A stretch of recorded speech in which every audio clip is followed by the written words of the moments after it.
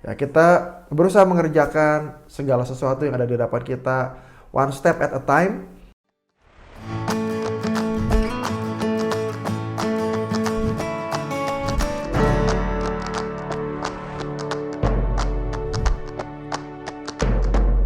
Halo sahabat Gading Counseling, hari ini saya mendapatkan email bilang seperti ini.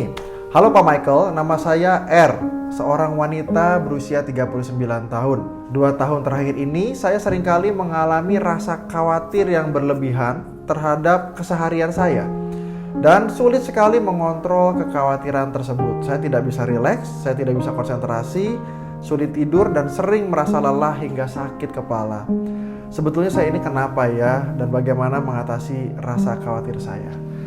Ya baik Ibu R, memang ini suatu hal yang menjengkelkan ya. Sebenarnya nggak ada orang yang senang karena mengalami rasa kekhawatiran yang terus menerus, apalagi di dalam keseharian kita. Artinya pada saat kita di rumah mengurus anak-anak ataupun mengurus suami ataupun urusan rumah tangga lainnya, kita bisa merasa cemas, merasa khawatir dengan apa yang sedang kita kerjakan. Ataupun kalau bisa kita di tempat lain, di kantor misalnya, atau bertemu dengan teman, kita juga bisa merasakan hal yang sama.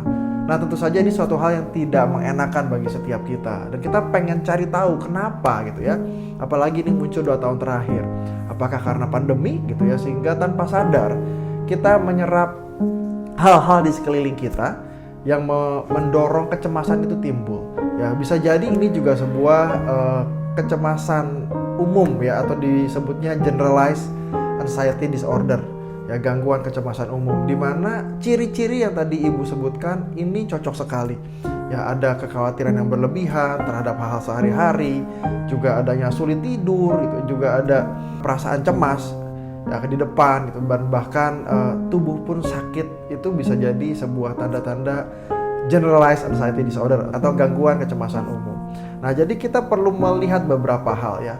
Pertama, apakah kita itu memiliki kerentanan di dalam keluarga kita ya, sehingga ada anggota keluarga besar yang memiliki bakat-bakat kecemasan dan kita termasuk di dalamnya. Tapi yang kedua, apakah kita juga sebetulnya seringkali mengalami peristiwa-peristiwa yang mengkhawatirkan secara konsisten ya, peristiwa yang memicu kekhawatiran kita seperti pandemi ini misalnya. Itu akan mempengaruhi bagaimana cara kita bekerja, bersosialisasi atau bertemu dengan orang lain, sehingga tanpa sadar kita memendam kekhawatiran-kekhawatiran. Tapi yang ketiga, bisa jadi karena kita itu kurang support system.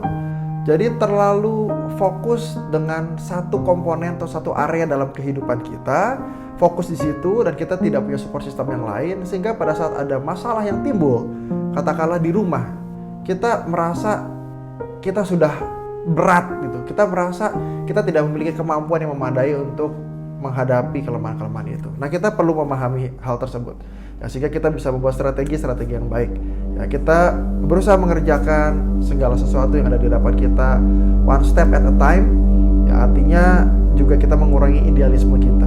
Tapi yang kedua, kita juga mencoba untuk membuka diri kepada orang-orang sekitar kita ya, baik teman-teman yang baru ataupun yang sudah kita kenal, sebagai support system dalam kehidupan kita.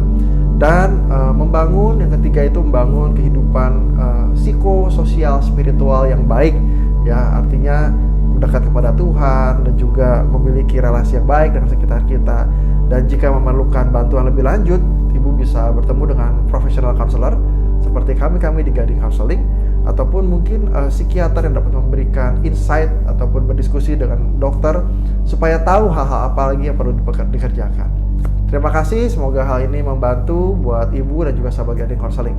Jika video ini bermanfaat, silakan di like, di share, dan juga di subscribe jika ingin mendapatkan video-video lainnya. Terima kasih, sampai bertemu di video berikutnya.